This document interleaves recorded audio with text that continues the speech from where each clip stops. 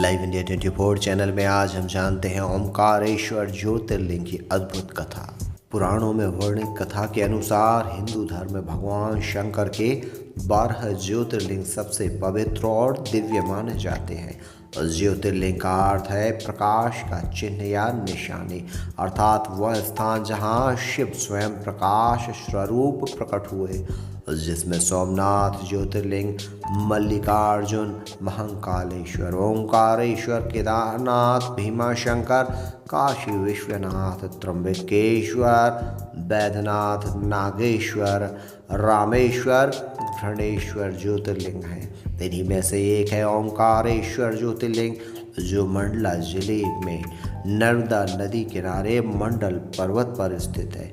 पौराणिक कथाओं के अनुसार जब असुरों पर अत्याचार चरम पर था और धर्म संकट में पड़ा था, तब महादेव त्रेता युग में नर्मदा तट पर प्रकट हुए।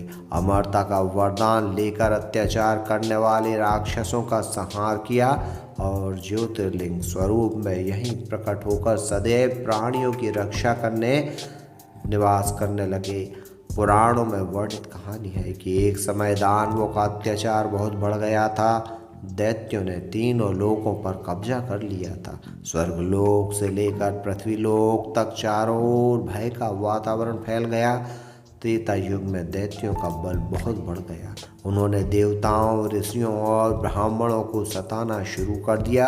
स्वर्गलोक से लेकर पृथ्वी तक हर जगह भय का माहौल व्याप्त हो गया। असुरों ने यज्ञ वेदियों को नष्ट कर दिया। धर्म और सत्य लुप्त होने लगे। देवता बार बार ब्रह्मा जी और विष्णु जी से रक्षा की प्रार्थना करते, परंतु वे भी दैत्यों के अत्याचारों से असहाय हो गए। सभी देवता नर्मदा किनारे एकत्रित हुए और ओम नमः शिवाय मंत्र का जाप करने लगे। सभी देवता लगातार ओम नमः शिवाय मंत्र का जाप करते हुए कठोर व्रत और उपवास करने लगे। हजारों वर्षों की आराधना से प्रसन्न होकर भगवान शिव ने ज्योतिर्लिंग स्वरूप में मंडल पर्वत पर प्रकट होकर देवताओं को दर्शन दिए। भगवान शिव ने देवताओं से कहा, हे देवगण, तुम्हारी भक्ति और तपस्या से मैं प्रसन्न हूँ। मैं तुम्हारे रक्षक और संहारक दोनों रूपों में सदैव यहीं विराजमान रहूँगा। जब तक इस धरा पर नर्मदा प्रवाहित होगी, मेरा यह स्वरूप ओंकारेश्वर कहलाएगा। महादेव प्रकट हुए और उन्होंने अपने त्रिशूल और शक्ति से असुरों का संहार किया। देवताओं ने विजय प्राप्त की और संसार में धर्म की पुनः स्थापना हुई। यहाँ ओंकारेश्वर ज्योतिर्लिंग को लेकर पौराणिक कथा एक और बताई जाती है कि राजा मानधाता न्यायप्रिय और धर्मनिष्ठ थे।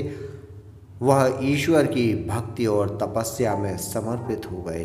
राजा मानधाता नर्मदा के तट पर पहुँचे। वहाँ उन्होंने ओंकार पर्वत पर कठिन तपस्या आरंभ की। वर्षों तक कठोर व्रत, उपवास और ध्यान किया। उनकी तपस्या से तीनों लोग प्रभावित हो उठे। राजा मानधाता की अटूट भक्ति से प्रसन्न होकर भगवान शिव प्रकट हुए और उन्हें वरदान दिया, हे राजन, तुम्हारी तपस्या से मैं प्रसन्न होकर यहाँ सदैव ज्योतिर्लिंग स्वरूप में विद्यमान रहूँगा। जो भी भक्त यहाँ आकर श्रद्धापूर्वक मेरी पूजा करेगा, उसके समस्त पाप नष्ट हो जाएंगे और उसे मोक्ष की प्राप्ति होगी। भगवान शिव ने नर्मदा नदी को भी आशीर्वाद दिया कि जो भी तुम्हारे तट पर स्नान और पूजन करेगा, वह पाप मुक्त होकर मोक्ष को प्राप्त होगा। इसलिए नर्मदा नदी को मोक्षदायिनी भी कहा जाता है।